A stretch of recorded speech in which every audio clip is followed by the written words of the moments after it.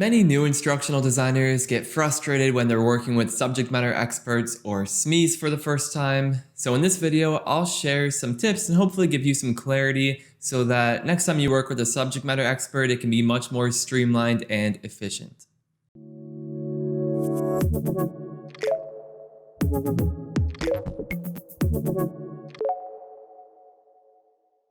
So as the instructional designer, you are the expert in designing learning solutions, and your SME is the expert in whatever topic or subject area you're designing a learning solution for. So we're going to dive into this a bit more, but the first thing we need to get clear on is the difference between the SME and the client.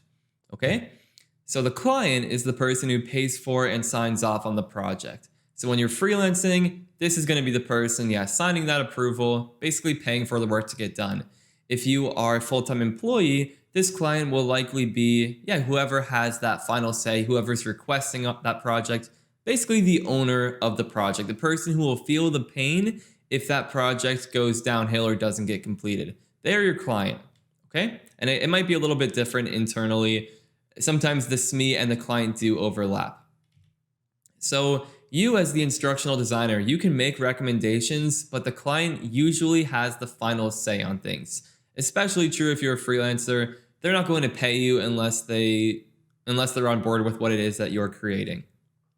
Now, the subject matter expert, they are the ones who have likely done this job for many years. They're the ones who are maybe highly educated in this topic. They're there to provide you the information and examples that you need to design a learning solution. So their role is to ensure that the content is accurate.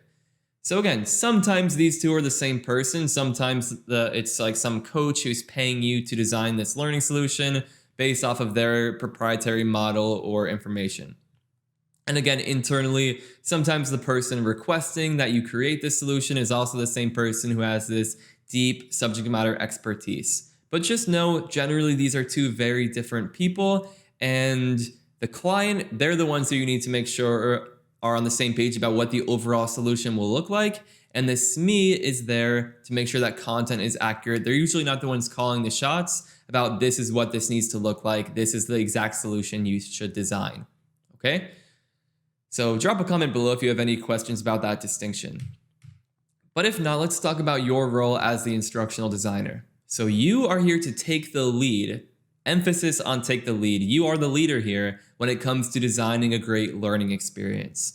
Okay? So if a subject matter expert comes to you with demands about, upload this PowerPoint to the LMS, or we need this to be 50 slides long and here's exactly what that's going to look like, you don't take that at face value, right? Like, you're here to advocate for the learner or for the end audience who's actually going to sit through this learning experience.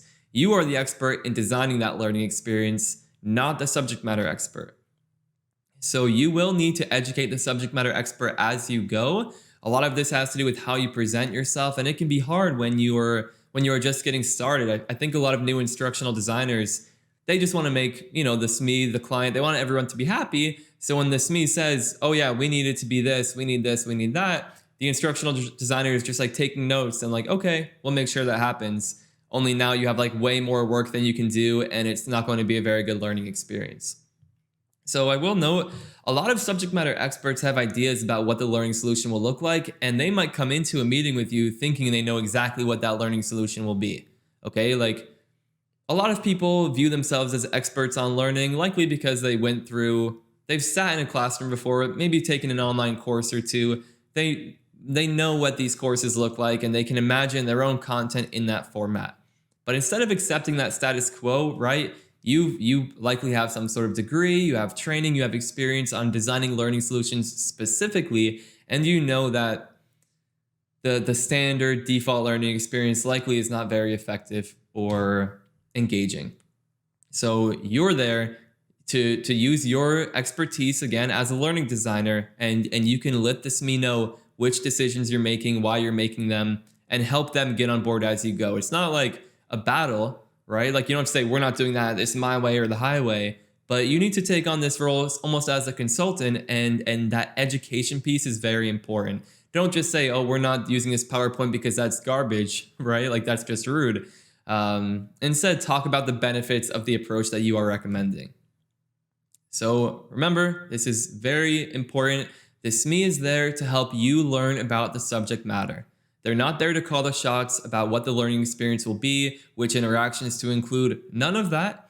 They're only there to help you learn what you need to know so that you can package it into a great learning experience and deliver it to the audience.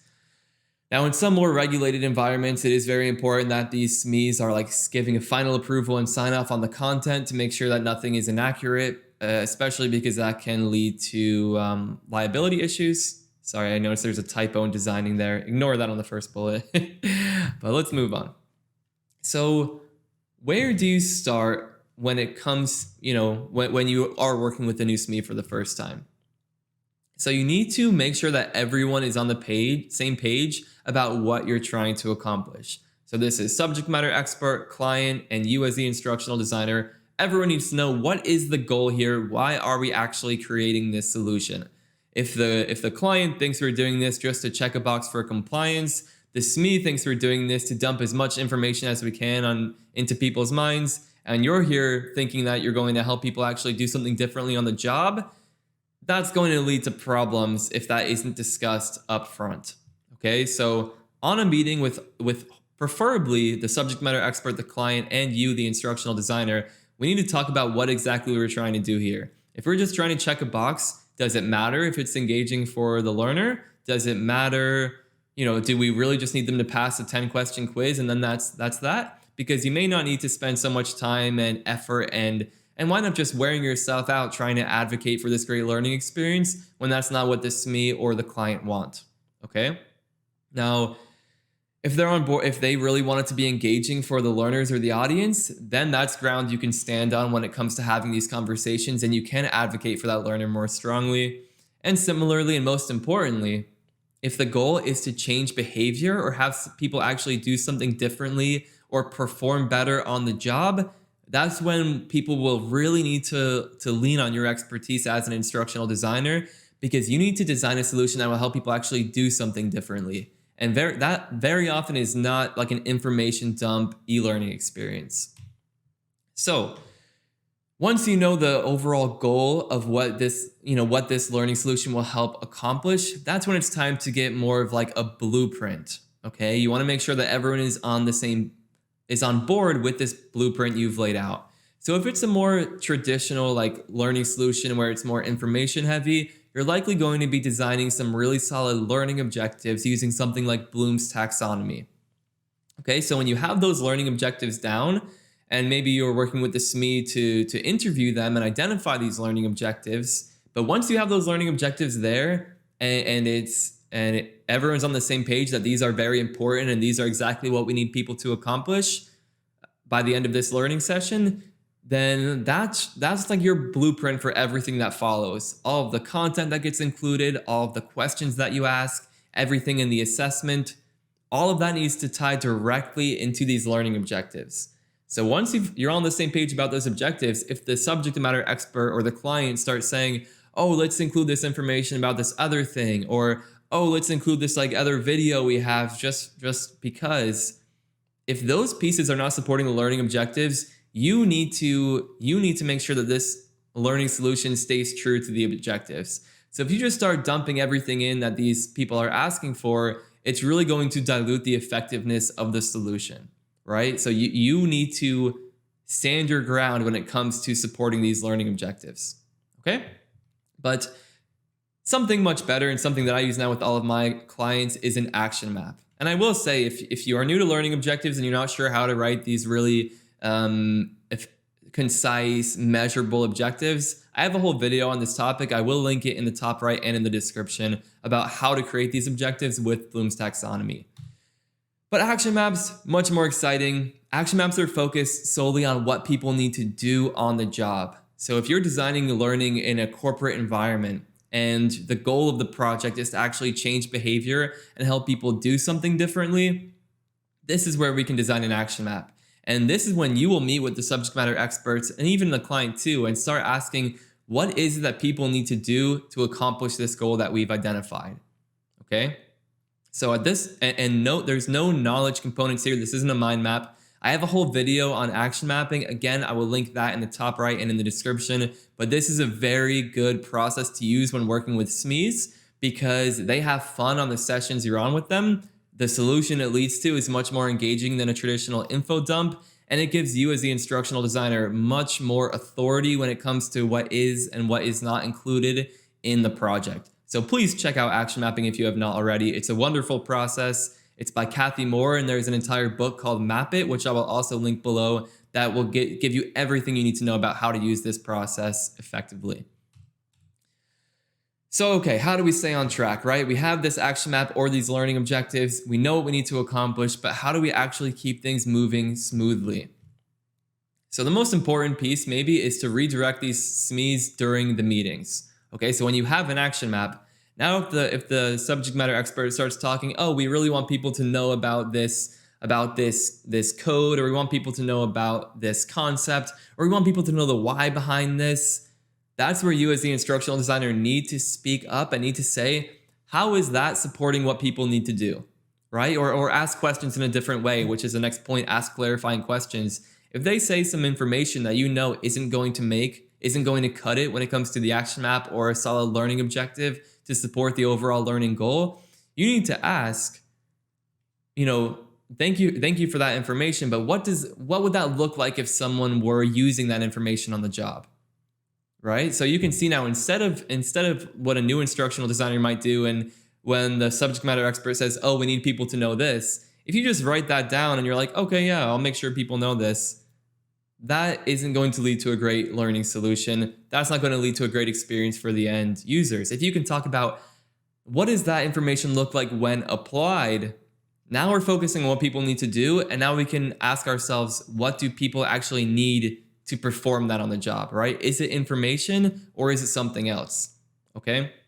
So I'm not going to dive too deep into action mapping, but this is the idea. When you're on these meetings with the subject matter experts, the main point is don't just write down everything they say. Don't take everything that they say as rule or as law. You need to have that bigger picture view of here is this learner or this employee or this person in the audience. Because of the analysis you've done, you know where they're at. Because of what the overall learning goal is, you know where they need to be. You need to filter out all of the noise and all of the extra information that the subject matter expert may be giving to you, and you need to make sure you're only including what's essential to bring that person in the audience or that employee from point A to point B. That is your role. That's what you're focused on when you're talking to the subject matter expert and maybe even the client. Okay? So then finally, I know sometimes there are some actual workflow inefficiencies when it comes to working with SMEs. Most of the times they're busy. They're very busy with their work. They're not getting paid extra to meet with you. So you need to manage these relationships very well, set very clear expectations around what you will need from them and when you will need it from them. So I like to get on calls with SMEs as often as I can, just because if you send something their way and are like, oh, please review this by Friday, sometimes they'll be able to get that to you, but if it's a SME that is extra busy or a little bit more aloof, it might be hard to track them down. So these are strategies I use when I do send them something to review on their own. I give them a date to review it by, so being very clear with that expectation. I try to get on meetings as often as they are able to, so that we can work on things together and talk things out. And that just works better with this action mapping process I use, so it may not be necessary in your position. But overall, just communicating very clearly so that the SME knows exactly what you need from them and how they can help move this project forward. And again, when you do get things right from the start and the SME can see that you know exactly where you're going, and you can make these meetings more enjoyable for them, because we don't want them to feel pressured, oh, I have to come up with this entire learning experience. I need to basically build this thing myself. It should be very conversational, right? Like, they're basically your mentor for the hour you're on that call, and you're just asking them questions to learn as much as you can about what the audience would need to know to perform their jobs better. So when the relationship and the dynamic is like that, the subject matter experts usually enjoy these calls, because again, it's just talking about what they know really well, and that's generally a pretty enjoyable experience. And then of course, follow up as needed. If you do ask for something by Friday and you don't hear from them on Friday, email them again on Monday to get that back on their radar. Because if you just sit around waiting, odds are they forgot about it and your project is going to get derailed and off track.